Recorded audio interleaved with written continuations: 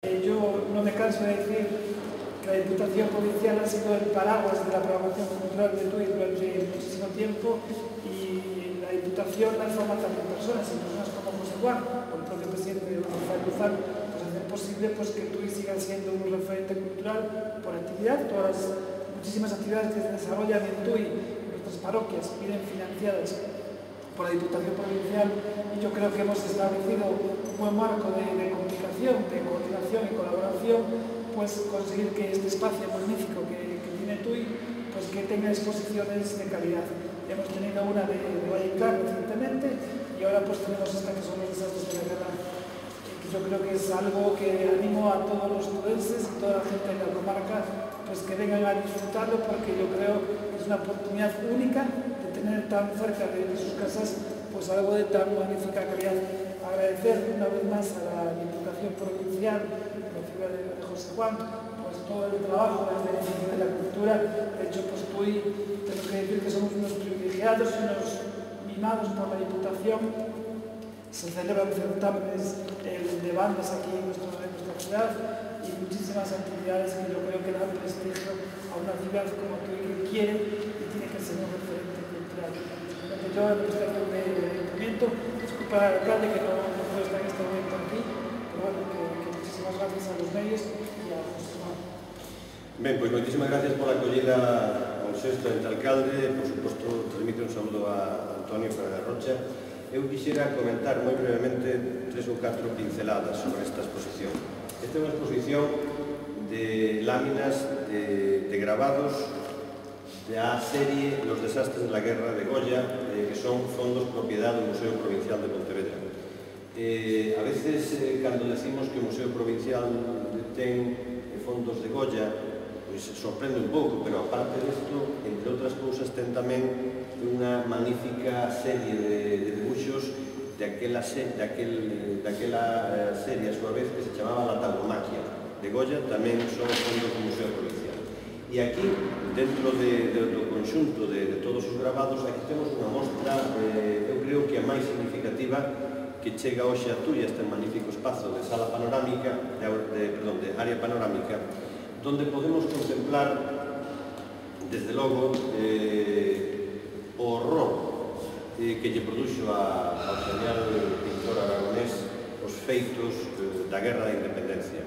aqueles feitos terribles de barbarie, de sin razón, que tiveron lugar a partir do 1 de maio de 1808. Estivemos o ano pasado conmemorando na provincia de Pontevedra a batalla de Ponte Samplaio, unha serie de feitos de armas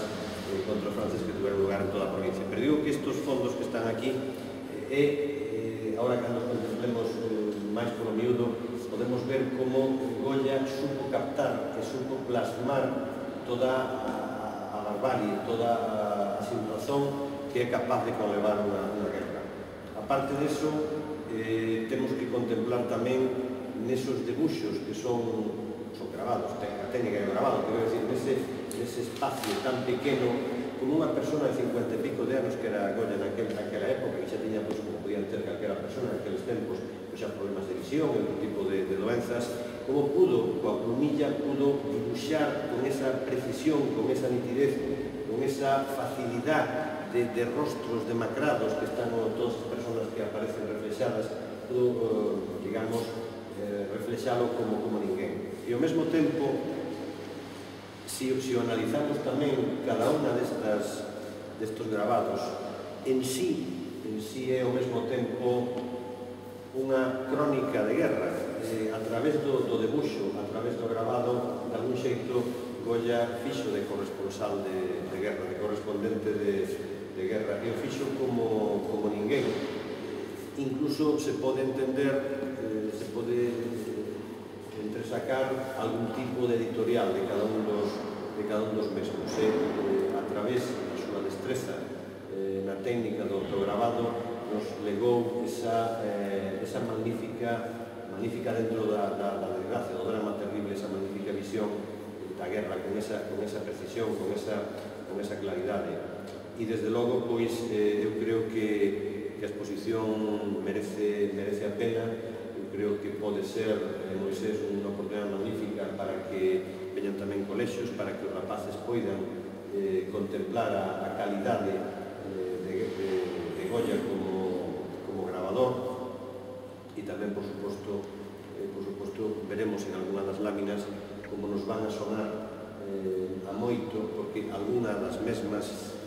son persoaxes que aparecen, por exemplo, no fusilamento dos 3 de Maio, que é unha das obras cumbres de Goya que está no Museo do Prado. Quero dicir, é unha exposición magnífica,